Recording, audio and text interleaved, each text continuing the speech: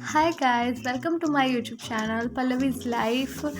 और कैसे हो आप सब लोग? I hope you all doing great. तो मैंने आज मीशो से एक बैंगल सेट ऑर्डर किया था जिसका पार्सल मुझे आज रिसीव हो गया था, तो उसकी अनबॉक्सिंग मैं आपको दिखाने वाली हूँ। तो देखिए, मैंने बैंगल सेट मंगवाए थे 210 रुपये के।